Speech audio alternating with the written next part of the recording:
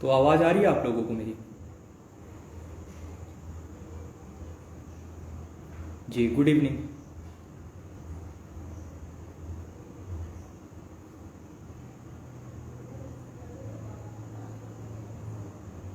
Start करें class?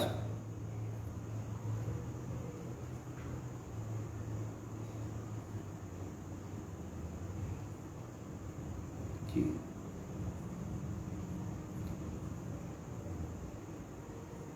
तो class start होने से पहले अगर पॉसिबल हो आप लोगों को तो आप जो है शेयर कर दीजिए। पहले आप वीडियोस को आप लोग शेयर कर दीजिए आराम से, फिर क्लास स्टार्ट करते हैं।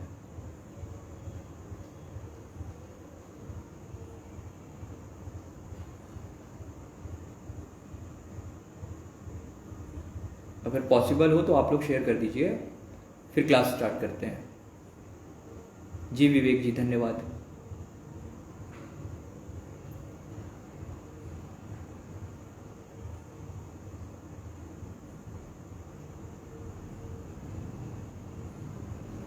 जी कुंवर जी, आप लोग पॉसिबल हो तो शेयर कर दीजिए पहले, फिर हम स्टार्ट करते हैं अपना नेक्स्ट टॉपिक आज का।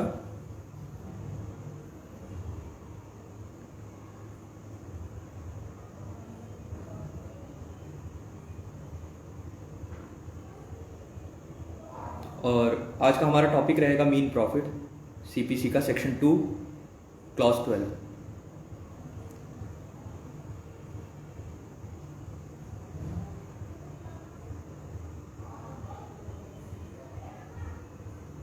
जी शिवम जी, हेलो।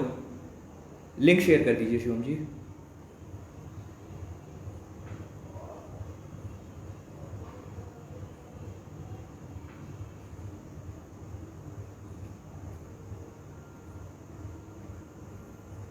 हम 2-4 मिनट और वेट कर लेते हैं और लोग जुड़ जाए तो फिर हम स्टार्ट करते हैं अपना आज का टॉपिक मीन प्रॉफिट।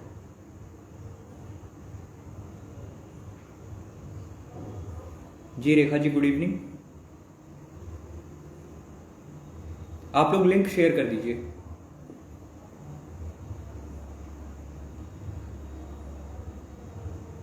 फिर क्योंकि क्लास स्टार्ट हो जाने के बाद शेयर कर पाना पॉसिबल नहीं होता है।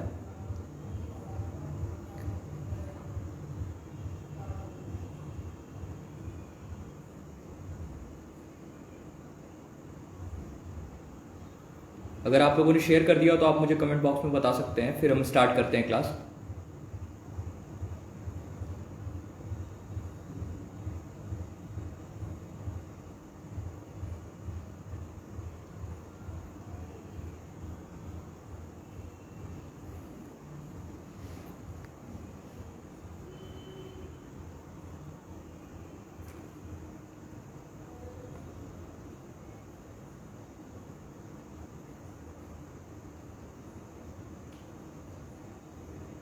जी जी कुंवर जी, धन्यवाद। प्लीज़ आप लोग शेयर कर दीजिए और लाइक कर दीजिए, फिर हम स्टार्ट करते हैं। हेलो धनंजय जी, हेलो अमरिंदर जी, गुड इवनिंग। चलिए, तो आज आप लोग जो है अपनी सीपीसी की बेयर ले लीजिए और सीपीसी की बेयर में आप जो है सेक्शन 2 क्लॉज 12 जो है खोल लीजिए और उसके बाद सेक्शन 2 क्लॉज 12 मीन प्रॉफिट को पहले हम देखेंगे और उससे रिलेटेड प्रोविजंस को हम लोग रीड करेंगे सीपीसी में। तो आज की क्लास का जो टॉपिक जो क्लास आज चलेगी उसमें जो पूरा टॉपिक कवर होगा वो होगा सीपीसी का सेक्शन 2 क्लॉज 12।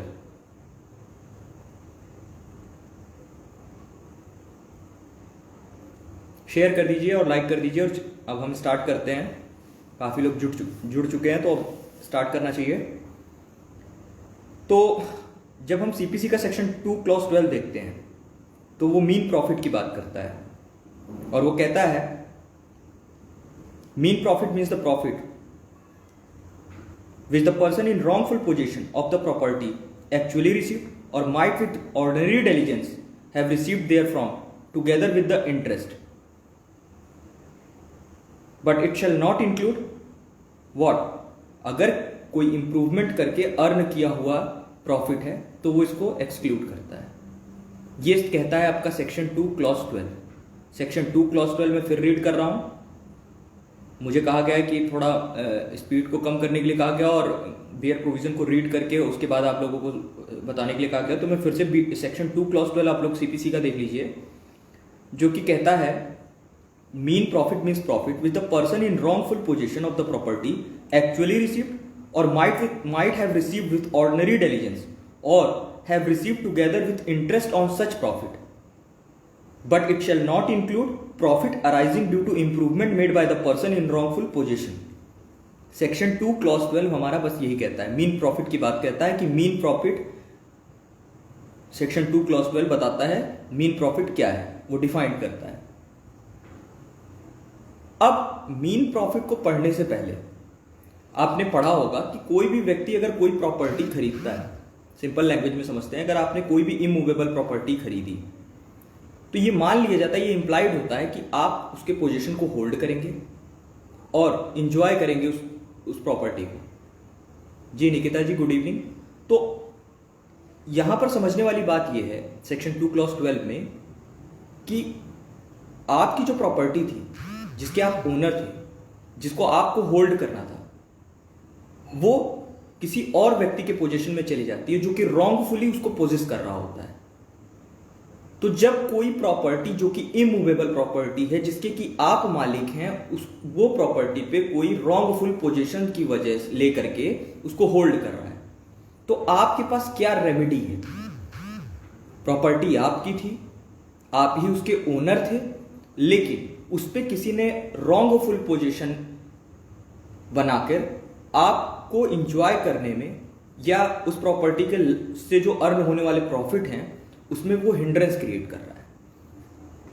तो सबसे पहले ये समझना चाहिए कि अगर हमें प्रॉपर्टी जो इमूवेबल प्रॉपर्टी है उसको रिकवर करना है तो उसको लेकर के हमारे पास क्या रेमेडी है।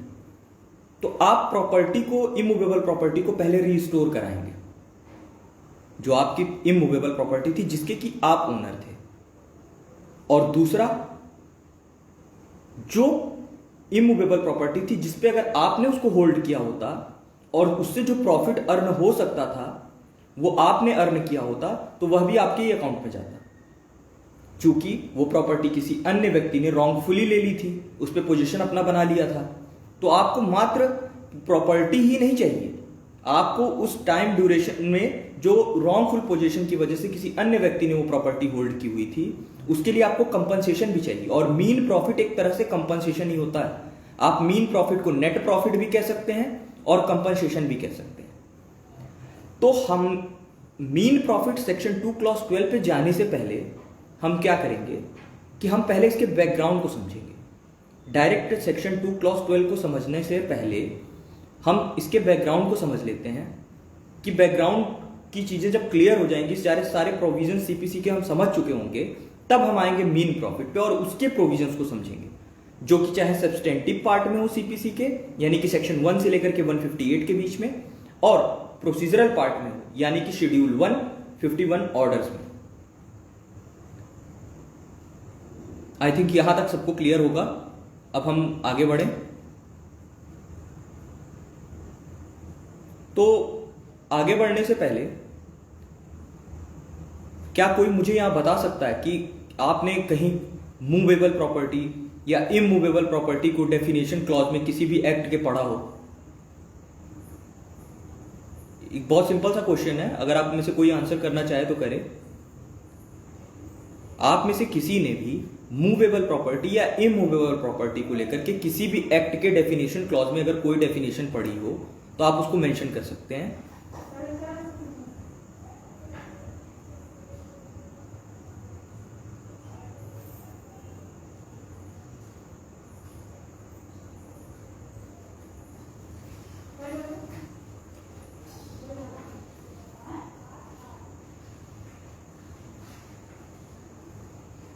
हाँ जी विवेक जी, टीपीए में जो हम डेफिनेशन क्लॉज देखते हैं सेक्शन 3 में, तो सेक्शन 3 में इमूवेबल प्रॉपर्टी को डिफाइन किया हुआ है और वहां नेगेटिव सेंस में बात किया है डेफिनेशन को लेकर के कि क्या इमूवेबल प्रॉपर्टी इंक्लूड नहीं करती। जी अरविंद जी, जी त्रिपुरेश्वरी। और भी कोई एक्ट हो कोई बताना चाहे? हाँ रोहित जी, आईपीसी में हम जब सेक्शन 22 देखते हैं तो वहां मूवेबल प्रॉपर्टी को डिफाइन किया है। जी रेखा जी, टॉर्ट जो है ना वो कोडिफाइड लॉ नहीं है, वो अनकोडिफाइड लॉ है। वहां किसी चीज को डिफाइंड नहीं किया गया है। जो टॉर्ट लॉ है, जिसको कि आप फर्स्ट ईयर में फर्स्ट सेमेस्टर में पढ़ते हैं या आई थिंक सेकंड सेमेस्टर में पढ़ते हैं, तो जो टॉर्ट है वो अनकोडिफाइड लॉ है, वो कोडिफाइड लॉ नहीं है। तो वहां डेफिनेशन क्लॉज की कोई बात ही नहीं हो सकती। जी संजय जी, टीपीए में, हाँ टीपीए में पढ़ा है हम लोगों ने, आईपीसी में पढ़ा है हम लोगों ने। तो आइए अब हम चलते हैं। हमें क्या करना है, मीन प्रॉफिट को रिकवर करना है। लेकिन मीन प्रॉफिट बना क्यों? क्योंकि जो हमारी इमूवेबल प्रॉपर्टी थी, जिसके कि हम ओनर थे, वो किसी ने रॉन्गफुली पोजेस कर ली थी और हमारी इंजॉयमेंट को रोक रहा था। तो हमें तो पहले इमूवेबल प्रॉपर्टी चाहिए ना, तो हमें तो पहले ये इमूवेबल प्रॉपर्टी को भी लेना होगा, उसके लिए भी क्लेम लाएंगे। और जब हम कोर्ट में ये प्रूफ कर देंगे कि हाँ हम इसके ओनर हैं, जी जी जी, immovable property does not include standing timber, growing crops और ग्रास, ये कहता है टीपीए का सेक्शन 3। तो जो हमारा मीन प्रॉफिट यानी आज का टॉपिक है, उससे पहले हमें यह समझ लेना चाहिए कि जो इमूवेबल प्रॉपर्टी है, जिसको कि हमें रिकवर कराना है, उसको लेकर के सीपीसी में क्या प्रोविजंस हैं। और उस पे जाने से पहले हमें यह समझ लेना चाहिए कि मूवेबल प्रॉपर्टी और इमूवेबल प्रॉपर्टी कहां कहां डिफाइंड है। तो आप में से जो भी नोट कर रहा हो वो ये नोट कर ले कि जब आप सीपीसी का सेक्शन 2 क्लॉज 13 देखेंगे तो वो बताएगा कि इमूवेबल प्रॉपर्टी क्या है, और वो कहता है कि movable property include grass. Section 2 clause 13 CPC 1908 का कहता है मूवेबल प्रॉपर्टी इंक्लूड ग्रास। आप जब आईपीसी का सेक्शन 21 देखेंगे तो वहां पर, माफ कीजिएगा 22 देखेंगे तो वहां पर भी मूवेबल प्रॉपर्टी को डिफाइन किया हुआ है। आप जब सेक्शन 3 देखेंगे टीपीए का, तो वहां भी इमूवेबल प्रॉपर्टी को डिफाइन किया है, और वहां पे इमूवेबल प्रॉपर्टी को डिफाइन करते समय उसको नेगेटिव सेंस में डेफिनेशन को दिया है कि इमूवेबल प्रॉपर्टी क्या इंक्लूड नहीं करती। और जैसा कि विवेक शुक्ला जी ने भी आंसर किया था कि इमूवेबल प्रॉपर्टी क्या इंक्लूड नहीं करती, टीपीए कहता है स्टैंडिंग टिम्बर, ग्रोइंग क्रॉप्स और ग्रास। आप जब रजिस्ट्रेशन एक्ट 1908 देखेंगे तो उसके सेक्शन 2 के डेफिनेशन क्लॉज में भी मूवेबल और इमूवेबल दोनों प्रॉपर्टी को डिफाइंड किया हुआ है। आप जब जनरल क्लॉजेस एक्ट 1897 देखेंगे तो उसके सेक्शन 3 में भी मूवेबल प्रॉपर्टी और immovable property, section 3 clause 26, section 3 clause 36, I think यही है। तो वहां पर भी मूवेबल और इमूवेबल प्रॉपर्टी को कवर किया हुआ है। तो ये प्रॉपर्टी जो है इसकी एग्जिस्टेंस को बताता है। अब कई ऐसी प्रॉपर्टी होती हैं जो कि कॉर्पोरियल भी होती है और इनकॉर्पोरियल भी होती है। तो कॉर्पोरियल प्रॉपर्टी मूवेबल भी हो सकती है, इमूवेबल भी हो सकती है। लेकिन जो इनकॉर्पोरियल प्रॉपर्टी होती है, जैसे कि आपका कॉपीराइट, पेटेंट, ये इनकॉर्पोरियल नेचर की प्रॉपर्टी होती है। तो अभी हमें यह समझना है कि मूवेबल इमूवेबल प्रॉपर्टी को लेकर के, जिसका कि हमें पोजीशन चाहिए, हम क्योंकि उसके ऑनर हैं और किसी ने रॉन्गफुली हमने ले लिया, तो हमारा पहला काम होगा कि उसको रिस्टोर कराना। और इसको लेकर के हम सीपीसी के वेरियस प्रोविजंस को देखेंगे। अगर आप लोगों ने अपनी बेयर ले ली हो तो मैं सेक्शन बोलता जाऊंगा, आप सेक्शन पे जाइए और सेक्शन की हेल्प से आप समझने की कोशिश करिए। जी, ट्रेडमार्क। तो आप जो है, हम इमूवेबल प्रॉपर्टी को लेकर के सूट इंस्टीट्यूट कहां करेंगे, ये सीपीसी का सेक्शन 16, सेक्शन 17 और सेक्शन 18 बताता है। आप लोगों ने अगर बेयर ली हो तो आप सेक्शन 16, 17 और 18 देखिए।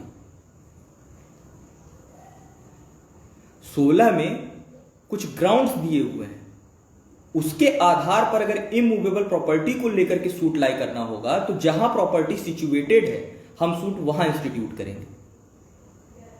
जी, सिविल प्रोसीजर कोड 1908 की बेयर, सीपीसी 1908 की बेयर अगर आपके पास ना हो तो आप टेलीग्राम में जाकर के जो ग्रुप में आपको वो इजीली मिल जाएगी। अच्छा, तो आप गूगल से डाउनलोड कर लीजिए, क्योंकि बिना बेयर के शायद आपको पूरी क्लास में दिक्कत होने वाली है फिर। तो हम लोग अब स्टडी कर रहे हैं, रिस्टोरेशन करा रहे हैं पहले इमूवेबल प्रॉपर्टी का, और उससे रिलेटेड सारे प्रोविजंस को देखेंगे सीपीसी में। इसके बाद हम जाएंगे वो इमूवेबल प्रॉपर्टी को लेकर के। जी जी, जो सूट इंस्टीट्यूट करना है, जहां पे सब्जेक्ट मैटर सिचुएटेड, सब्जेक्ट, हाँ जी जी। तो सेक्शन 16 कहता है कि जहां प्रॉपर्टी सिचुएटेड हो। फिर जैसे ही आप सेक्शन 17 देखेंगे सीपीसी का, वो कहता है कि पार्टली प्रॉपर्टी एक कोर्ट की जुरिस्डिक्शन में और पार्टली दूसरे, तो हम सूट कहां इंस्टीट्यूट करेंगे? तो हम सूट किसी भी एक जगह इंस्टीट्यूट कर सकते हैं उस इमूवेबल प्रॉपर्टी को लेकर के। फिर जैसे ही आप सेक्शन 18 देखेंगे, वो बताता है कि ये अनसर्टेन है। 16 में तो बता दिया जहां प्रॉपर्टी सिचुएटेड है, 17 में बता दिया दो जगह है, तो दो में से कहां? किसी भी एक जगह। और 18 में अनसर्टेन है, अनसर्टेन होगा तो कहां? तो मैं यहां बस, अभी हम वो सारे सेक्शंस को कवर करेंगे, फिर से दूसरी क्लास में कवर होंगे, वो मैं बस यहां को रिलेट करा रहा हूं आपसे कि इमूवेबल प्रॉपर्टी को लेकर के जब आपको सूट इंस्टीट्यूट करना होगा तो आप कहां करेंगे, इसको लेकर के सेक्शन 16, सेक्शन 17 और सेक्शन 18 सीपीसी का आपको बताता है। ये हो गई सूट कहां लाई होगा इसकी बात। अब जो है, आप लोगों ने अगर बेयर ली हो तो आप ऑर्डर 7 रूल 3 खोल लीजिए, सीपीसी का ऑर्डर 7 रूल 3। जी निकिता जी, आप लोग बेयर जो है, बेयर पे अपना ध्यान बनाए रहिए और आप ऑर्डर 7 रूल 3 को देख लीजिए। तो हम लोग जब सीपीसी पढ़ते हैं तो सीपीसी का ऑर्डर 6 प्लीडिंग की बात करता है, और प्लीडिंग कहता है कि प्लीडिंग इंक्लूड क्या करता है? प्लीडिंग इंक्लूड करता है ऑर्डर 7, ऑर्डर 8, प्लेंट और रिटन स्टेटमेंट। प्लेंट कौन फाइल करता है? प्लेंटिफ। तो जब प्लेंटिफ अपना सूट लाएगा तो वो प्लेंट फाइल करेगा, और जब वो प्लेंट फाइल करेगा तो इसको लेकर के जब आप ऑर्डर 7 रूल 3 देखेंगे तो वहां साफ साफ दिया है कि अगर इमूवेबल प्रॉपर्टी को लेकर के है तो आपको उसको सफिशिएंटली आइडेंटिफाई कराना होगा। ये कहता है हमारा ऑर्डर 7 रूल 3। अभी हमारा चल रहा है इमूवेबल प्रॉपर्टी को लेकर के प्रोविजंस, इसके बाद हम जाएंगे मेन प्रॉफिट को पे, और हमें पहले अपनी इमूवेबल प्रॉपर्टी को रिस्टोर कराना है, और उस इमूवेबल प्रॉपर्टी पे जो मीन प्रॉफिट होगा वो क्लेम होगा। तो आपने देखा सेक्शन 16, 17, 18 सूट कहां लाई होगा, ये बताता है इमूवेबल प्रॉपर्टी को लेके। आपने ऑर्डर 7 रूल 3 में जो प्लेंट है उसमें देखा कि अगर इमूवेबल प्रॉपर्टी को लेकर के आपको प्लेंट में मेंशन करना होगा तो आपको सफिशिएंटली उसके आइडेंटिफिकेशन को बताना होगा। फिर हम चलते हैं ऑर्डर 20, जजमेंट एंड डिक्री। आप लोगों ने बेयर ली हो तो आप ऑर्डर 20 पे चलिए। मैं बार बार रिपीट करता रहूंगा ताकि आपको कोई भी प्रॉब्लम ना हो। तो आप लोग जो है सीपीसी के ऑर्डर 20 को देख लीजिए, और ऑर्डर 20 में मैं कुछ रूल्स बताऊंगा, उन रूल्स पे आप ध्यान दीजिएगा। तो जब हम सीपीसी के ऑर्डर 20 के रूल 6 को देखते हैं, मैं आप लोगों को पहले की सेकंड क्लास में ही मैंने जब डिग्री पढ़ा रहा था तो मैंने आप लोगों से डिस्कस किया था ऑर्डर 20 रूल 6 को। क्या कोई मुझे बता सकता है ऑर्डर 20 रूल 6 में क्या दिया हुआ है?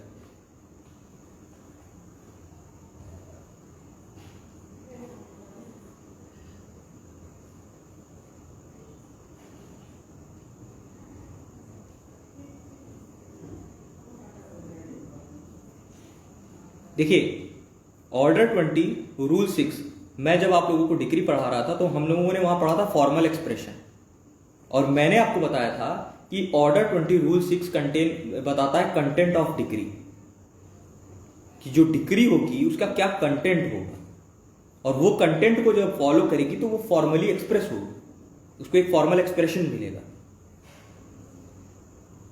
फिर जब आप ऑर्डर 20 रूल 9 देखेंगे सीपीसी के, तो आप जब order 20 G content of decree, अब आप जो है ऑर्डर 20 रूल 9 देखिए विवेक जी। तो ऑर्डर 20 रूल 9 कहता है degree for recovery of immovable property, और वहां भी क्या कहा है कि वो कंटेन करेगा एक डिस्क्रिप्शन उस प्रॉपर्टी का जिससे कि वो आइडेंटिफाई हो पाए।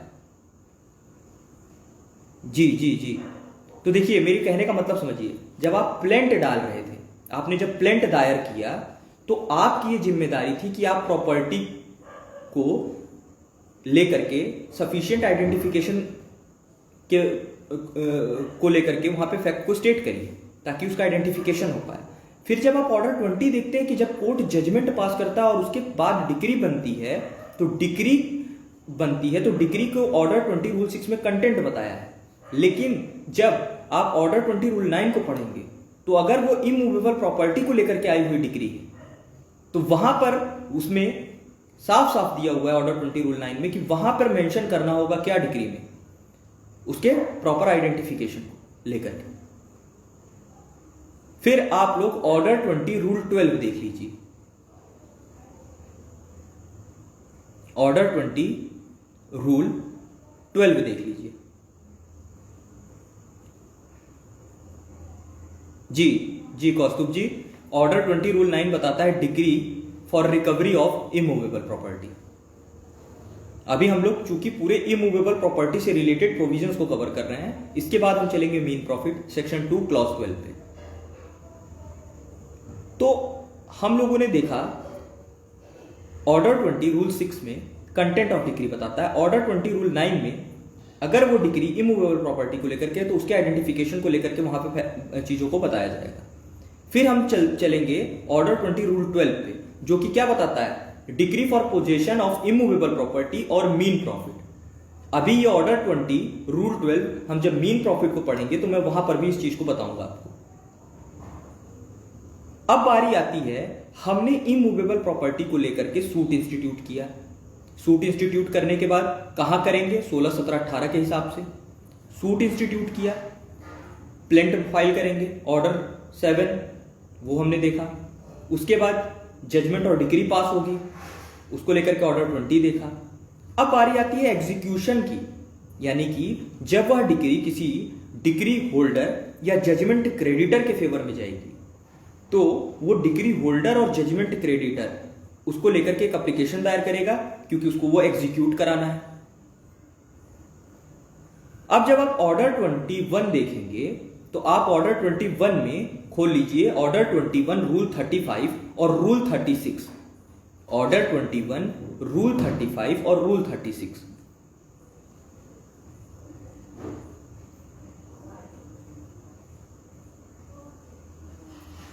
तो आप जब ऑर्डर 21 रूल 35 देखेंगे तो वो कहता है डिक्री फॉर इमूवेबल प्रॉपर्टी, और ऑर्डर 21 रूल 36 कहता है decree for delivery of immovable property which is in occupancy of tenant.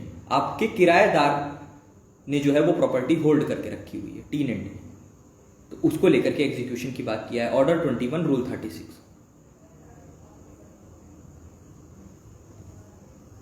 और जब सेल की बारी आएगी इमूवेबल प्रॉपर्टी को, तो सेल से पहले अटैचमेंट होता है, उससे पहले प्रोक्लेमेशन होता है। पहले प्रोक्लेमेशन होता है, फिर अटैचमेंट होता है, फिर सेल होता है। और अटैचमेंट को लेकर के इमूवेबल प्रॉपर्टी के ऑर्डर 21 रूल 54 में दिया हुआ है। आप ऑर्डर और रूल मेंशन करते चलिए, क्योंकि ये इंपॉर्टेंट है, क्वेश्चन बन सकता है कल को प्रीलिम्स में इससे।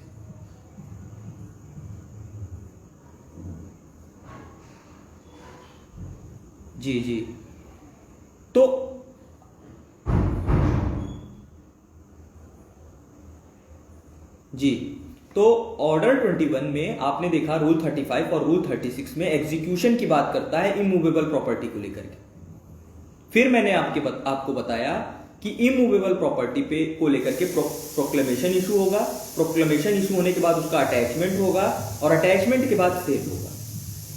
मैंने आपको बताया कि अटैचमेंट ऑर्डर 21 रूल 54 में बताया हुआ है इमूवेबल प्रॉपर्टी को लेकर के, और जब आप सेल को लेकर के पढ़ेंगे इमूवेबल प्रॉपर्टी के तो वो बताया हुआ है ऑर्डर 21 रूल 82 से रूल 96 तक। तो हम लोग फिर से सीपीसी में इमूवेबल प्रॉपर्टी को लेकर के जो मैंने आपको जितने भी सेक्शंस और प्रोविजंस बताए, सब्सटेंटिव पार्ट के और प्रोसीजरल पार्ट के, आप फिर अगर चाहे तो नोट कर लीजिए। मैंने आपको बताया कि इमूवेबल प्रॉपर्टी और मूवेबल प्रॉपर्टी कहां कहां डिफाइंड है। जी मैं रिपीट कर रहा हूं, आप नोट कर लीजिए। तो मैंने आपको बताया कि इमूवेबल प्रॉपर्टी को लेकर के कहाँ और मूवेबल प्रॉपर्टी को डिफाइन किया गया है। जब आप सीपीसी देखते हैं तो सीपीसी के सेक्शन 2 क्लॉज 13 में मूवेबल प्रॉपर्टी को डिफाइन किया है। आप जब ट्रांसफर ऑफ प्रॉपर्टी एक्ट 1882 के सेक्शन 3 को देखते हैं तो वहां पे इमूवेबल प्रॉपर्टी को डिफाइन किया है। आप जब सेक्शन 22 आईपीसी देखते हैं तो वहां पर मूवेबल प्रॉपर्टी को डिफाइन किया है। आप जब रजिस्ट्रेशन एक्ट 1908 पे जाते हैं तो उसके सेक्शन 2 क्लॉज 8 में आई थिंक और 2 क्लॉज 9 में मूवेबल और इमूवेबल प्रॉपर्टी को डिफाइन किया है। आप जब जनरल क्लॉजेज एक्ट 1897 को देखेंगे, जी रुचि जी धन्यवाद। तो जब आप ऑर्डर 21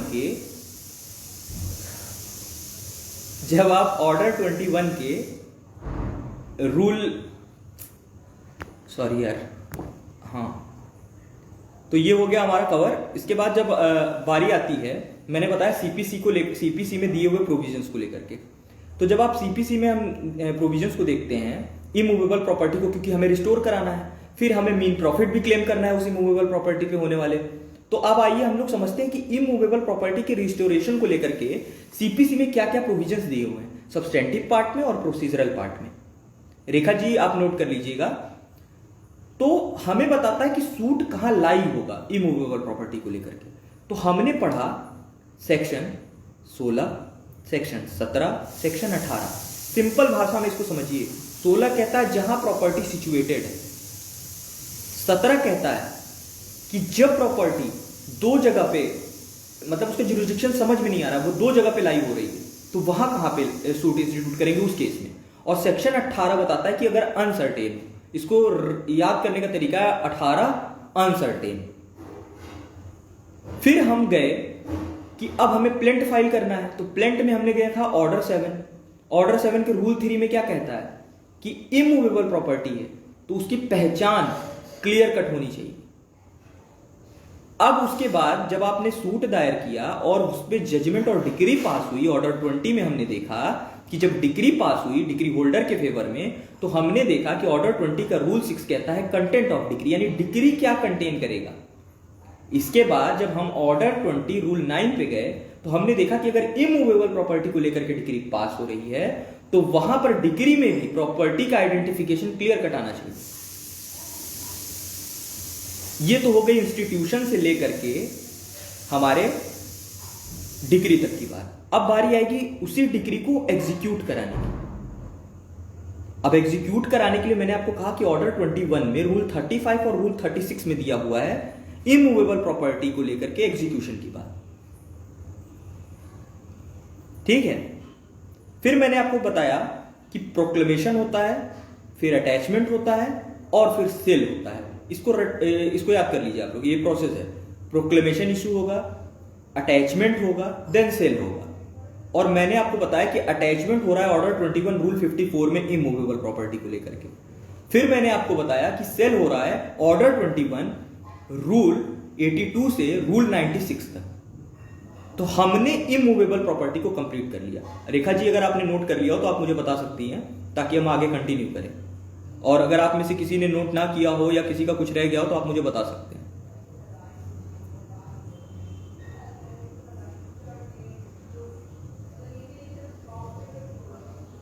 जी मुझे लग रहा है सबको समझ में आ रहा है। तो हमने सीपीसी में देखा इमूवेबल प्रॉपर्टी के रीस्टोरेशन को लेकर के क्या क्या प्रोविजंस दिए हुए हैं। और हम सीपीसी तक ही अपने आप को कन्फाइंड नहीं रखेंगे कि हम सीपीसी पढ़ रहे हैं तो हम अपने आप को सीपीसी तक ही कन्फाइंड रखेंगे। आप अगर इंटरेस्ट लेकर के पढ़ेंगे तो वो आप मतलब हर प्रोविजंस को कोरिलेट करेंगे, इंटरेस्ट लेके पढ़ेंगे तो आपको ज्यादा समझ में आएंगी चीजें, ज्यादा क्लियर होंगी और आसानी से आप चीजों को याद कर पाएंगे। समझने से हमारा कॉन्सेप्ट और ज्यादा डेवलप होता है। तो हमने अभी सीपीसी 1908 को देखा। अब अगर आप लोगों में से जिसके पास भी स्पेसिफिक रिलीफ एक्ट 1963 की बेयर हो, स्पेसिफिक रिलीफ एक्ट 1963 की बेयर हो, तो आप लोग स्पेसिफिक रिलीफ एक्ट 1963 की बेयर को ले लीजिए। और जिसके पास ना हो वो पेन से अपने नोट्स में इसको नोट कर ले। आप बाद में देखेंगे तो आपको प्रोविजन बड़ा इजीली मिल जाएगा। आप पहले समझ लीजिए और उसके बाद जो है आप बेयर का हेल्प ले लीजिएगा। और जिसके पास हो वो प्लीज आप लोग टाइम ले लीजिए, लेकिन आप लोग अपनी बेयर जो है अपने पास रख लीजिए और उसमें प्रोविजन को देखिए। तो जब हम लोग स्पेसिफिक रिलीफ एक्ट 1963 पढ़ते हैं, तो स्पेसिफिक रिलीफ एक्ट जब आप 1963 का पार्ट 2 देखेंगे, जी विवेक जी, तो जब आप स्पेसिफिक रिलीफ एक्ट 1963 का पार्ट 2 देखेंगे जिसमें चैप्टर 1 कहता है recovery of possession of property,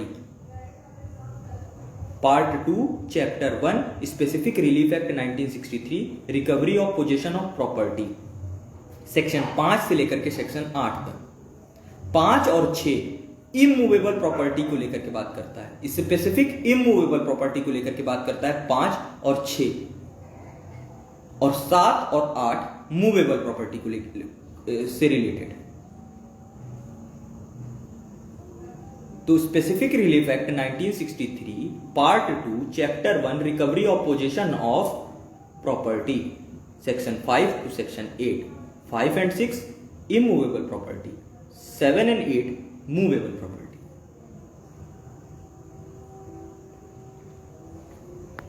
तो जब आप 5 और 6 को रीड करेंगे, क्योंकि हमें वही पढ़ना है, अभी हमें मूवेबल प्रॉपर्टी पे नहीं जाना है, अभी हमें अपने आप को इमूवेबल प्रॉपर्टी पे ही कन्फाइन करके रखना है। हमारी क्लासेस चलती रहेंगी, अगर कहीं मूवेबल प्रॉपर्टी को लेकर के भी पढ़ना रहा तो हम एक दिन जैसे हमने इमूवेबल प्रॉपर्टी को लेकर के चीजों को कवर किया, हम मूवेबल प्रॉपर्टी को भी लेकर के कवर कर लेंगे। फिलहाल आज हम अपने आप को इमूवेबल प्रॉपर्टी तक ही कन्फाइन करके रखते हैं।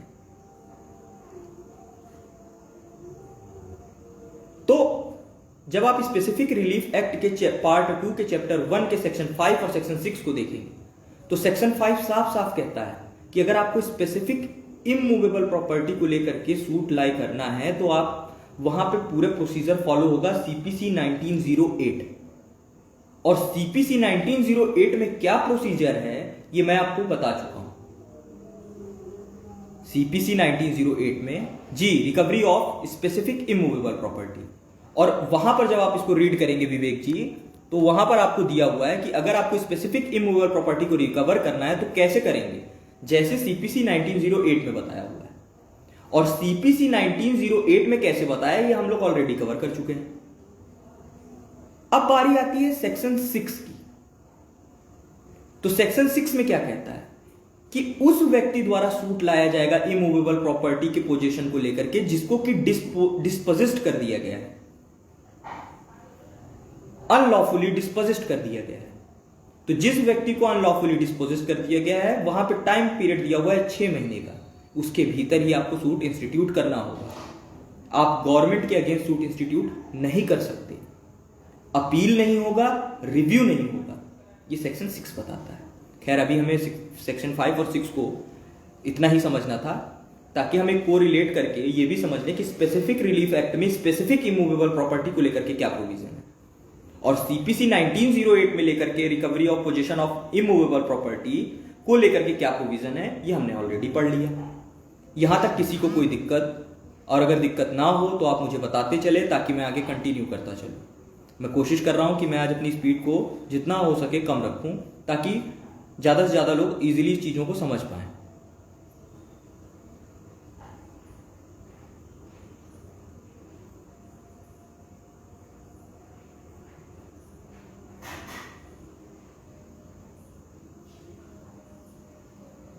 तो जी कंटिन्यू करें फिर हम आगे, क्योंकि इमूवेबल प्रॉपर्टी को लेकर के हमने सारी चीजें पढ़ ली। अब हम चलेंगे मीन प्रॉफिट पे, सेक्शन 2 क्लॉज 12 ऑफ सीपीसी 1908।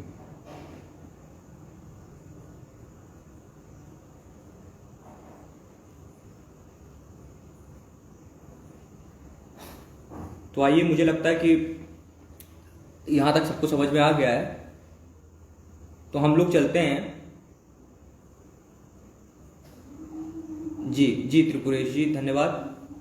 तो अब हम चलते हैं मीन प्रॉफिट पे, सेक्शन 2 क्लॉज 12। अब आप लोग फिर से अपने बेयर में देख लीजिए।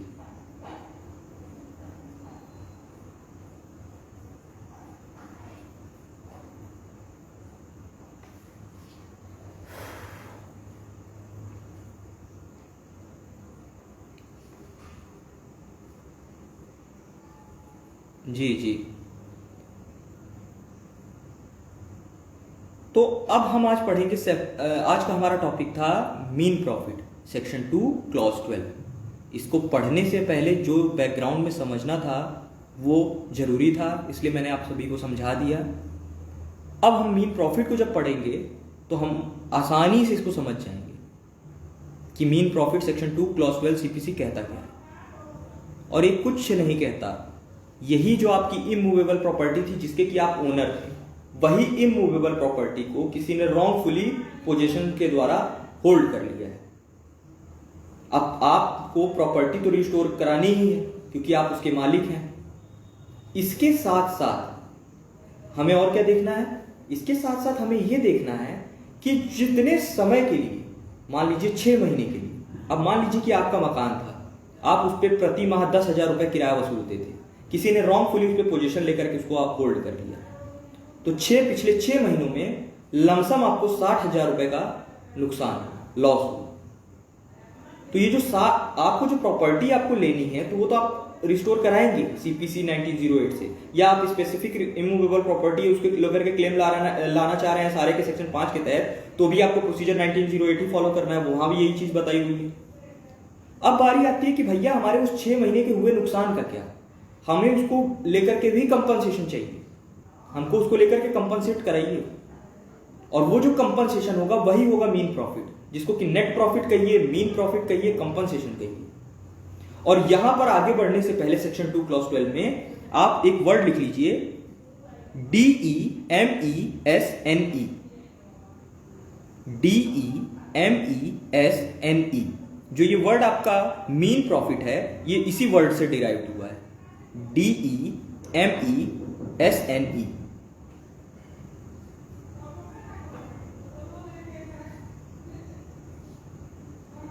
अब हम चलते हैं सेक्शन 2 क्लॉज 12 को फिर से रीड करते हैं, तो मैं फिर रीड कर रहा हूं।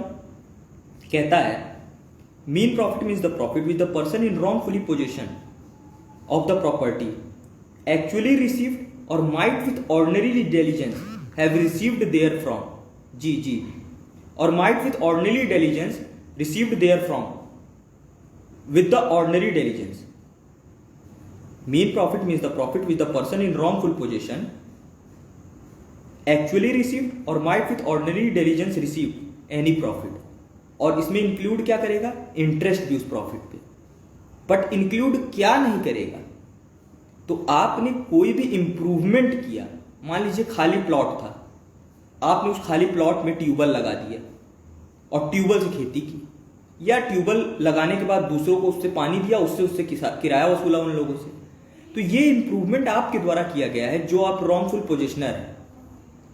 तो जो ये किया, जो इस इंप्रूवमेंट के थ्रू आपने जो अर्निंग की होगी, ये मीन प्रॉफिट में इंक्लूड नहीं होगी।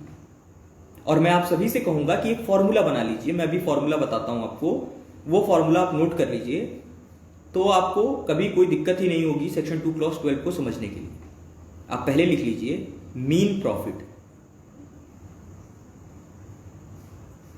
जी कार्तिक जी, बेयर एक्ट बहुत से पब्लिकेशंस का आता है, जैसे कि CLA का आता है, डिग्लॉट यूनिवर्सल का आता है, जो भी आपको सही लगे आप ले सकते हैं। वैसे मैं डिग्लॉट ही प्रीफर करता हूं क्योंकि उसमें जो है हिंदी इंग्लिश दोनों दिया रहता है, तो हिंदी वाले साइड में नोट्स भी उसमें इजीली बना लेता हूं। जो मुझे चीज़ें नोट करनी होती है मैं हिंदी, जहां हिंदी में लिखा होता है, अनुवाद होता है, मैं हिंदी अनुवाद पे ही सारे नोट्स बना लेता हूं, ताकि मेरा जो इंग्लिश वाला पोर्शन रहता है वो क्लीन रहता है और ज़्यादा पैसे में भी ज़्यादा डिफरेंस नहीं होता अगर आप डिग्लॉट लें या आप केवल इंग्लिश की बेयर लें यूनिवर्सल की जैसे कि, तो प्राइस में भी ज़्यादा डिफरेंस नहीं होता है, बहुत माइनर अंतर होता है, तो मैं प्रीफर करता हूं। और जो मैंने बेयर एक्ट ली हुई है वो ये है।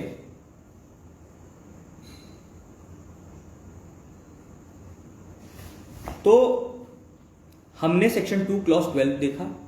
अब मैं आपको बता रहा था कि फॉर्मूला, तो फॉर्मूले को लेकर के आप लिख लीजिए mean profit is equal to profit, mean profit is equal to profit, bracket open, और ब्रैकेट में लिखिए एक्चुअली रिसीव्ड, एक्चुअली रिसीव्ड और थ्रू ऑर्डिनरी डिलीजेंस, मैं अभी सारी चीजें क्लियर करूंगा, अभी हम स्टेप बाय स्टेप आगे बढ़ेंगे। तो आप लिखिए mean profit is equal to, जी पायल जी, तो आप ये बेयर एक्ट प्रेफर करिए। तो हमने देखा section 2 clause 12, mean profit is equal to profit, bracket में हम लिखेंगे चाहे वो एक्चुअली उसने अर्न किया हो या ऑर्डिनरी डिलीजेंस से जो वो अर्न कर सकता था, उसके बाद ब्रैकेट क्लोज कर लीजिए। फिर लिखिए प्लस, इसके साथ और क्या ऐड होगा, तो प्लस लिख करके लिखिए इंटरेस्ट। और यहां बता दूं आपको कि सेक्शन 2 क्लॉज 12 में कोई परसेंट दिया हुआ नहीं है कि 2%, 4%, 6%, यहां कोई परसेंटेज नहीं दिया हुआ है। और जब आप सेक्शन 34 सीपीसी के इंटरेस्ट को पढ़ेंगे तो वहां पर भी मीन प्रॉफिट को लेकर के कोई कोरिलेशन नहीं है।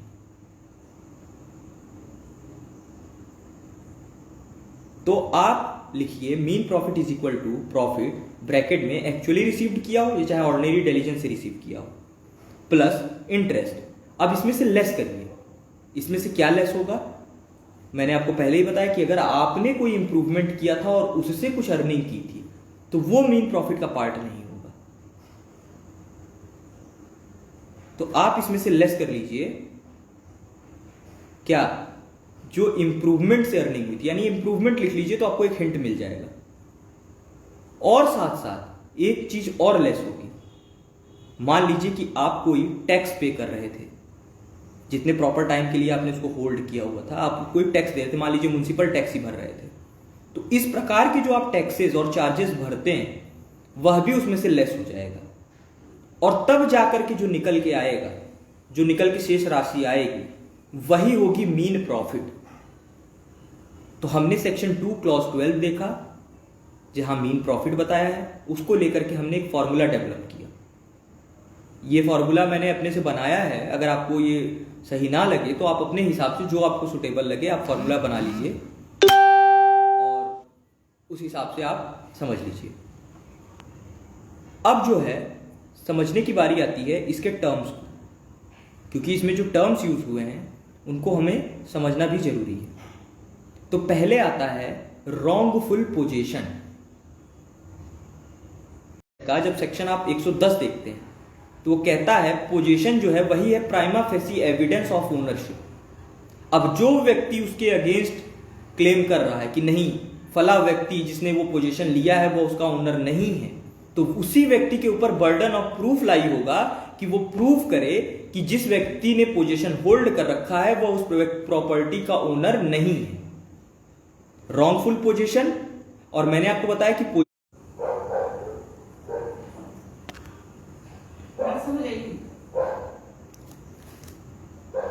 जी थोड़ा नेटवर्क की प्रॉब्लम थी। विवेक जी, कार्तिक जी, आप मुझे बता सकते हो तो बताइए, मेरी आवाज आ रही है आप लोगों को, तो हम आगे कंटिन्यू करें।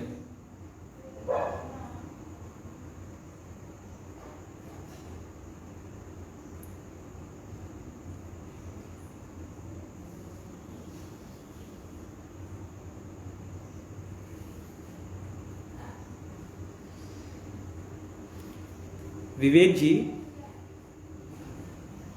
गुलिस्तान जी, कार्तिक जी, आप बता सकते हैं, फिर मैं आगे कंटिन्यू करता हूं।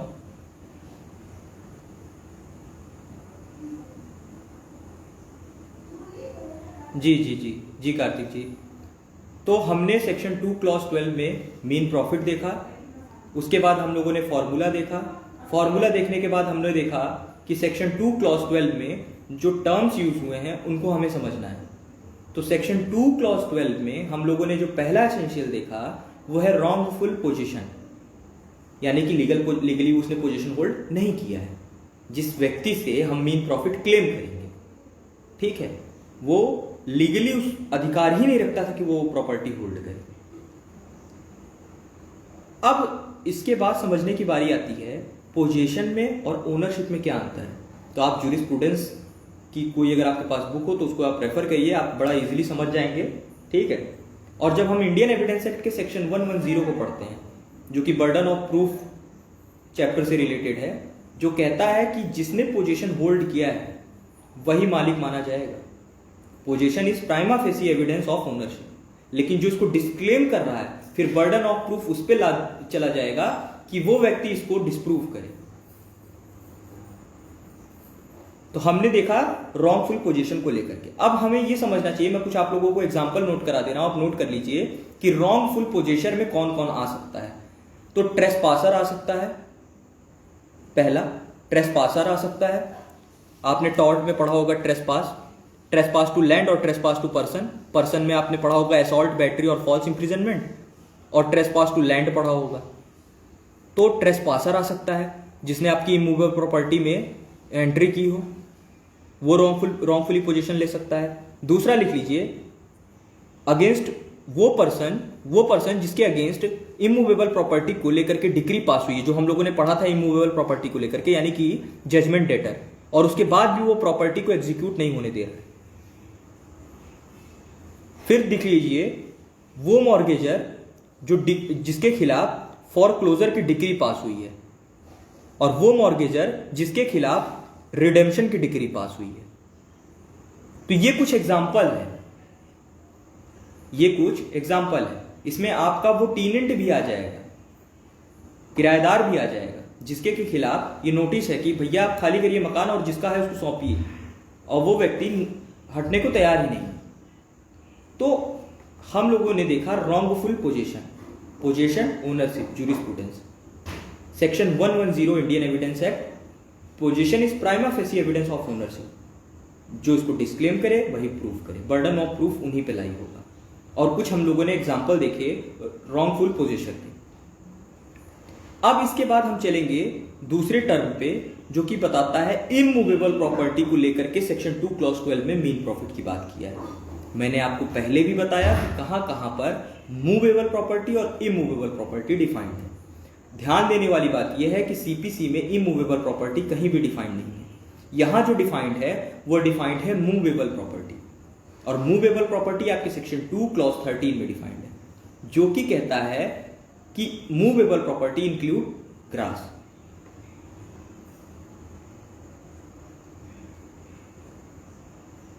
अब इसके बाद जो सबसे लास्ट चीज है कि वो है जिस व्यक्ति ने रॉन्गफुली पोजेस किया हुआ है प्रॉपर्टी को, उसने क्या रिसीव किया है, एक्चुअली कोई प्रॉफिट रिसीव किया है, एक्चुअली जो उसने रिसीव किया होगा वो क्लेम करेंगे। मान लीजिए कि आपने एक ऐसा मकान रॉन्गफुली पोजेस करके रखा है जिसपे कि उसका मालिक 10,000 रुपए प्रति माह किराया वसूल सकता था, लेकिन आपने क्या किया कि आपने उस मकान पे पिछले 6 महीने में किसी को रेंट पे दिया ही नहीं। आप पूरे मकान को स्वतः ही यूज कर रहे हैं, आप किराए पे दे ही नहीं रहे। तो कल को जब आपके खिलाफ मीन प्रॉफिट को लेकर के क्लेम आएगा तो आप कोर्ट में कहते हैं कि सर मैंने तो उस पर कोई प्रॉफिट अर्न ही नहीं किया। तो चूंकि इस सेक्शन में साफ साफ दिया है कि ऑर्डिनरी डिलीजेंस से भी अगर आप जो रिसीव कर सकते थे वो आपसे क्लेम किया जाएगा। एक्चुअली अगर आपने किया है तो वो तो लिया ही जाएगा। चूंकि अगर आपने एक्चुअली रिसीव नहीं किया तो अगर आप ऑर्डिनरी डिलीजेंस से जो रिसीव कर सकते थे, जो अर्न कर सकते थे, फिर आपसे वो क्लेम किया जाएगा।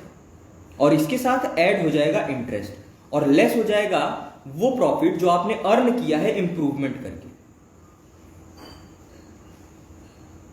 तो आई थिंक यहां तक सबको समझ में आ गया होगा। अगर यहां तक आ गया हो तो आप मुझे बीच बीच में बताते रहें, फिर हम आगे कंटिन्यू करते चलें। तो हम लोगों ने इमूवेबल प्रॉपर्टी को लेकर के सीपीसी में प्रोविजंस पढ़े, इमूवेबल प्रॉपर्टी को लेकर के स्पेसिफिक रिलीफ एक्ट 1963 में देखा। फिर उसके बाद हम गए मीन प्रॉफिट पे। मीन प्रॉफिट को हम लोगों ने कवर किया, जो सब्सटेंटिव पार्ट में है सेक्शन 2 क्लॉज 12, उसको देखा। अब बचता है हमारा लास्ट पार्ट, और जो हमारा लास्ट पार्ट है वो है प्रोसीजरल पार्ट सीपीसी का, जो कि आप शेड्यूल 1 में ऑर्डर्स में देखेंगे कि वहां पर मीन प्रॉफिट को लेकर के क्या प्रोविजंस दिए हुए हैं। और इसके बाद कुछ और इंपॉर्टेंट पॉइंट्स हैं, मैं आपको वो नोट करा दूंगा लास्ट में, ठीक है। तो यहां तक सबका कॉन्सेप्ट डेवलप हो गया होगा आई थिंक। तो अब जब है हम चलते हैं सीपीसी के प्रोसीजरल पार्ट पे, और जैसे ही मैं आपसे कहूं प्रोसीजरल पार्ट, तो आप समझ जाइए कि अब आपको order 2 rule 2, framing of suit और फ्रेमिंग ऑफ इश्यूज ऑर्डर 14 में दिया हुआ है। तो अभी हम लोग देखेंगे ऑर्डर 2 रूल। तो ऑर्डर टू रूल 2 देखिए आप लोग प्रोसीजरल पार्ट में। तो ऑर्डर टू रूल 2 जब आप देखते हैं तो कहता है suit include whole claim for which plaintiff entitled. आपको सारा क्लेम, जो आपका क्लेम है वो जो है आपको इंक्लूड करना होगा सूट। ऑर्डर टू रूल 2 कहता है suit to include whole claim for which plaintiff entitled. और प्लेंटिफ कौन है? जो प्लेंट दायर करेगा। प्लेंटिफ कौन है? जो वादी है, जिसको की रिलीफ चाहिए। अब इसके बाद आप लोग देख लीजिए ऑर्डर 7 रूल 2। यहां आपने देखा ऑर्डर टू रूल 2 माने कि आपको जितना चाहिए आप पूरा जितना आपका क्लेम बनता है आप पूरा जो है मेंशन करिए, स्टेट करिए। अब हमें ऑर्डर 7 रूल 2 देखना है। और ऑर्डर 7 रूल 2 जब आप देखेंगे तो वो मनी सूट की बात करता है। और वो कहता है कि मनी सूट को लेकर के जो भी आपका सूट होगा तो जितना आपका क्लेम है, अप या डाउन नहीं, जितना आपका क्लेम है आप स्पेसिफिकली वो पूरा मेंशन करिए। लेकिन जब आप ऑर्डर 7 रूल 2 के एक्सेप्शंस पे जाएंगे तो वहां कहता है कि मीन प्रॉफिट को लेकर के आप अप्रॉक्स सम भी डाल सकते हैं। अब मैं आपको बताऊंगा कि वहां ये छूट क्यों दी गई है। क्योंकि मीन प्रॉफिट में हमने क्या पढ़ा? एक्चुअली रिसीव्ड, मान लीजिए ना किया हो तो ऑर्डिनरी डेलीजेंस से जो रिसीव किया हो प्लस इंटरेस्ट, तो ये फिक्स हो ही नहीं सकता ना। तो इसीलिए ऑर्डर 7 रूल 2 में ये एक्सेप्शन में डाल दिया है कि आप अप्रॉक्स सम जो है मेंशन कर दीजिए और अप्रॉक्स में आप बता दीजिए कि आपको कितना चाहिए। तो हमने ऑर्डर 2 रूल 2 देखा कि प्लेंटिफ को अपना पूरा क्लेम मेंशन करना होगा। ऑर्डर 7 रूल 2 में देखा मनी सूट को लेकर के जितना हो उतना बताइए। लेकिन एक्सेप्शन में जाते हैं तो मीन प्रॉफिट को लेकर के क्या कहता है कि आप अप्रॉक्स में भी सम बता सकते हैं। फिर जब हम चलते हैं ऑर्डर 20 रूल 12 पे तो आप लोग ऑर्डर 20 रूल 12 देख लीजिए।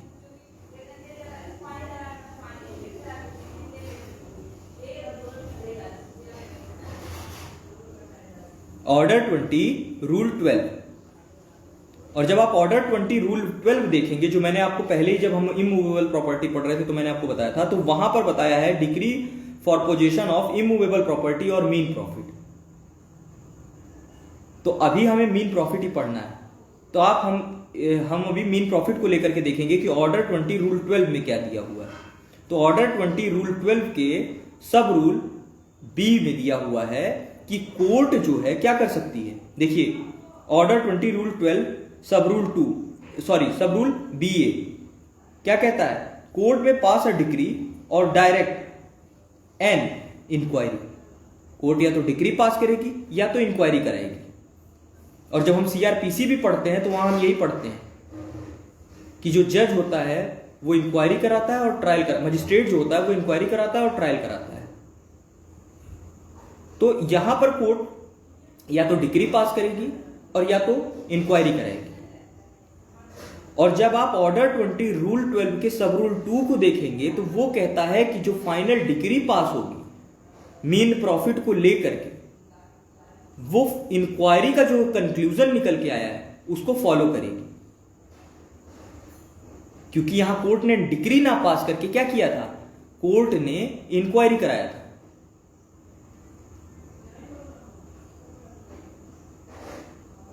इसके बाद आप देखिए ऑर्डर 21 रूल 42। और जब आप ऑर्डर 21 रूल 42 देखेंगे तो कहता है attachment in case of mean profit और rent. Attachment in case of mean profit और रेंट।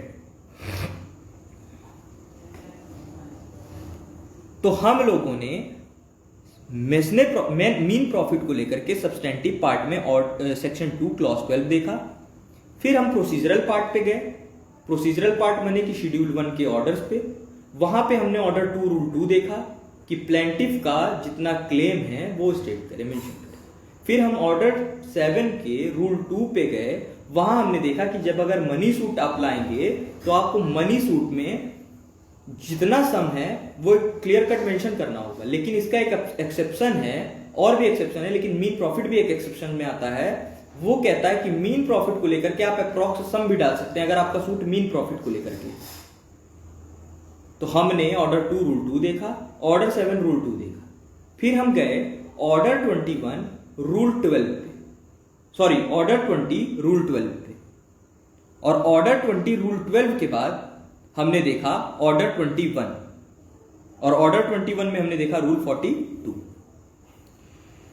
अब इसके बाद एक पॉइंट आप और नोट कर सकते हैं, सेक्शन 11 जो है कोर्ट फी एक्ट 1870 का, सेक्शन 11 कोर्ट फी एक्ट 1870 का, और ये ऑर्डर 7 रूल 2 के साथ समझेंगे हम लोग। तो देखिए ऑर्डर 7 रूल 2 क्या कह रहा था कि आप एक अप्रॉक्स सम डालिए, और अप्रॉक्स सम डाल करके आप सूट इंस्टीट्यूट करिए। तो अब मान लीजिए कि आपने क्लेम किया 1000 रुपए, कल को आपके फेवर में आती है डिग्री 15,000 की, तो यहां पर क्या हुआ, जो आपने सब मेंशन किया था वो बढ़ गया, तो इसका असर कोर्ट फी पे पड़ता है। जब आपने 10,000 रुपए उसमें मेंशन किया था तो कोर्ट फी कम लगी थी, और जब डिग्री पास हुई तो आपकी 5,000 रुपए सम बढ़ गए, जिसकी वजह से अब कोर्ट फी भी बढ़नी चाहिए। तो आपकी जो मनी मीन प्रॉफिट को लेकर के जो डिग्री आपके फेवर में पास हुई है उस पे स्टे लग जाएगा, जब तक कि आप बढ़े हुए कॉस्ट कोर्ट फी की कॉस्ट को पे नहीं कर देंगे। यही कहता है सेक्शन 11 कोर्ट फी एक्ट का।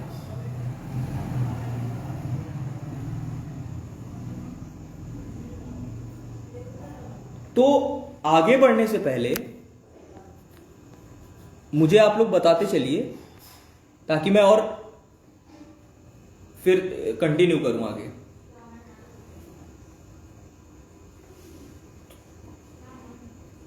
तो हम लोगों ने आज मीन प्रॉफिट को लेकर के पूरी स्टडी की आज की क्लास में, जिसमें हमने सेक्शन 2 क्लॉज 12 को पढ़ा। सेक्शन 2 क्लॉज 12 को पढ़ते समय हमें ये जानना जरूरी था कि इसकी नौबत ही कब आएगी, और इसकी नौबत कब आएगी जब आपकी इमूवेबल प्रॉपर्टी जिसके कि आप मालिक थे उसको किसी ने रॉन्गफुली पोजीशन से होल्ड कर लिया। तो आप केवल मीन प्रॉफिट ही नहीं क्लेम करेंगे, आपको तो इमूवेबल प्रॉपर्टी को भी रिस्टोर कराना है। और एक पॉइंट आप यहां पे नोट कर सकते हैं कि देखिए मीन प्रॉफिट आप क्लेम कर रहे हैं किस पे, इमूवेबल प्रॉपर्टी पे किसी ने रॉन्गफुली पोजीशन लिया हुआ है। तो पहले तो ये समझ लीजिए कि बर्डन ऑफ प्रूफ आप पे लाई होगा इस बात का कि आप पहले कोर्ट में ये प्रूफ करिए कि इस इमूवेबल प्रॉपर्टी के आप ही मालिक हैं, और जब तक आप इमूवेबल प्रॉपर्टी के ओनर नहीं होंगे आप मीन प्रॉफिट का क्लेम नहीं ला सकते। और जैसे ही आप ओनर हो जाएगा साबित कि आप उस प्रॉपर्टी के ओनर हैं और किसी ने रॉन्गफुली आपसे वो पोजीशन ले लिया हुआ था इमूवेबल प्रॉपर्टी का, तो उसके बाद आपको मीन प्रॉफिट का क्लेम लाने मिलेगा। और जब आप मीन प्रॉफिट का क्लेम लाएंगे तो मीन प्रॉफिट का क्लेम लाने के लिए आपको सेक्शन 2 क्लॉज 12 को देखना है। आप सब्सटेंटिव पार्ट को समझे, फिर आप प्रोसीजरल पार्ट में गए। आप मीन प्रॉफिट को लेकर के अगर प्लेंट ड्रॉ करेंगे, प्लेंट में आप अप्रॉक्स सम भी डाल सकते हैं। तो हम लोगों ने इमूवेबल प्रॉपर्टी को लेकर के और मूवेबल प्रॉपर्टी को लेकर के कहां कहां डिफाइंड है ये पढ़ा पहले। फिर हम लोगों ने इमूवेबल प्रॉपर्टी को लेकर के जो क्लेम है, रिस्टोरेशन है, उसको लेकर के जो प्रोविजंस थे सीपीसी में, स्पेसिफिक रिलीफ एक्ट में, उसको देखा। इसको कंप्लीट करने के बाद हम सेक्शन 2 क्लॉज 12 सीपीसी 1908 पे गए। वहां हमने wrongful possession, profit actually received और might with ordinary diligence received, उसको देखा। तो यहां हम लोगों ने मीन प्रॉफिट सेक्शन 2 क्लॉज 12 को कंप्लीट किया।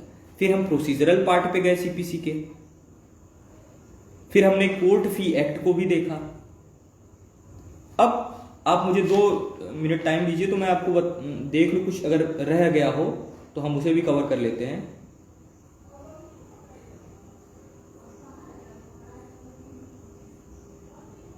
हाँ, तो मैंने आपको क्या कहा था कि जो यहां पे मीन प्रॉफिट है आप वो किससे ले रहे हैं, जिसने रॉन्गफुली पोजीशन आपकी प्रॉपर्टी का होल्ड किया गया है, क्योंकि ओनर आप थे। अब मान लीजिए कि कोई ऐसी प्रॉपर्टी है जिसके आप भी ओनर हैं और आपका बड़ा भाई भी ओनर है, यानी कि आप क्या हुए, को ओनर हुए उस प्रॉपर्टी के।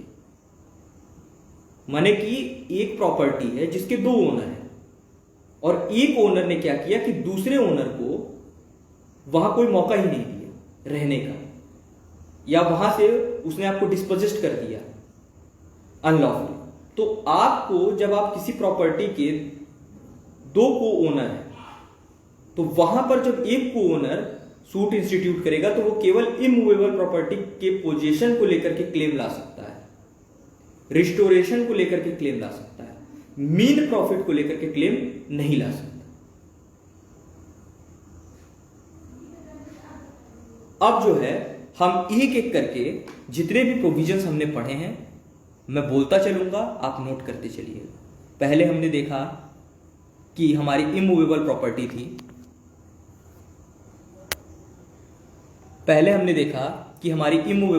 थी, इमूवेबल प्रॉपर्टी को लेकर के हमने डेफिनेशन क्लॉज देखे। तो हमने सीपीसी का 213 देखा जहां मूवेबल प्रॉपर्टी है, सेक्शन 22 आईपीसी देखा जहां मूवेबल प्रॉपर्टी है, टीपीए का सेक्शन 3 देखा जहां इमूवेबल प्रॉपर्टी है, रजिस्ट्रेशन एक्ट 1908 में देखा दोनों डेफिनेशन, जनरल क्लॉजेज एक्ट 1897 में दोनों डेफिनेशन दी हुई हैं। इसके बाद हम गए कि हमारी इमूवेबल प्रॉपर्टी है, उसको किसी ने रॉन्गफुली पोजीशन ले लिया है, तो हम क्या करेंगे, तो हम रिस्टोर कराएंगे। तो हम उसको लेकर के क्या कराएंगे, हम उसको लेकर के रिस्टोरेशन कराएंगे। और रिस्टोरेशन कराने के लिए हमने क्या देखा, हमने सीपीसी में देखा 16, 17, 18। फिर हम गए कहाँ, हम गए प्रोसीजरल पार्ट पे, हमने ऑर्डर 7 रूल 3 देखा। फिर उसके बाद हमने जजमेंट एंड डिग्री ऑर्डर 20 देखा। तो ऑर्डर 20 में हमने ऑर्डर 20 रूल 9 देखा, ऑर्डर 20 रूल 12 देखा। फिर हम एग्जीक्यूशन कराएंगे तो उसको लेकर के हमने ऑर्डर 21 रूल 35 देखा, ऑर्डर 21 रूल 36 देखा।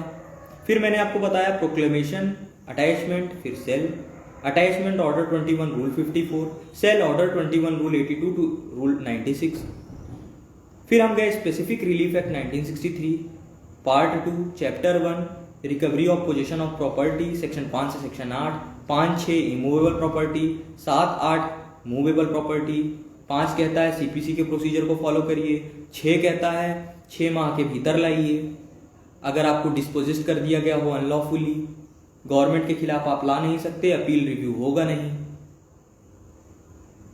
फिर हम लोग गए मीन प्रॉफिट पे, सेक्शन 2 क्लॉज पे। इसको पढ़ते समय हमने देखा सेक्शन 110 इंडियन एविडेंस एक्ट।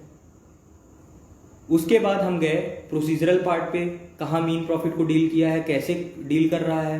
तो हमने सेक्शन ऑर्डर 2 रूल 2 देखा, हमने ऑर्डर 7 रूल 2 देखा, अप्रॉक्स सम, इसको लेकर के इंक्वायरी भी हो सकती है। फिर हम लोगों ने देखा ऑर्डर 20 रूल 12, उसके बाद हमने देखा ऑर्डर 20 रूल 12 में हमने देखा, हाँ ऑर्डर 20 रूल 12 देखा। ऑर्डर 20 रूल 12 के बाद गए हम वहां हमने देखा कि कोर्ट डिक्री पास करेगी या तो इंक्वायरी करा सकती है। उसके बाद हमने देखा कि अगर कोर्ट ने इंक्वायरी कराई हुई है तो जो फाइनल डिग्री पास होगी मीन प्रॉफिट को लेकर के वो क्या फॉलो करेगी, उस इंक्वायरी का आया हुआ रिजल्ट फॉलो करेगी। फिर हम लोगों ने कोर्ट फी एक्ट के सेक्शन 11 को देखा। मान लीजिए कि आपने कम फी पे किया था क्योंकि आपने क्लेम आपका कम था, कल को आपका डिग्री जो आपके फेवर में पास होती है उसमें वो ज्यादा सम निकल के आ जाता है, तो आपके डिग्री के एग्जीक्यूशन पे स्टे लग जाएगा जब तक कि आप बढ़ी हुई कोर्ट फी पे नहीं कर देंगे। फिर मैंने बताया कि कहां पे मीन प्रॉफिट नहीं क्लेम होगा, को शेयर और सिंगल प्रॉपर्टी। तो आज का हमारा टॉपिक मीन प्रॉफिट था, जिसको कि हमने पूरी तरीके से विस्तार से देखा, समझा, हमने बैकग्राउंड को समझा। तो हमारा लीगल जितने भी प्रोविजंस थे सीपीसी के वो आज कंप्लीट हुए मीन प्रॉफिट को लेकर के। नेक्स्ट फ्राइडे और सैटरडे फिर हमारी क्लास रहेगी रात 8 बजे से।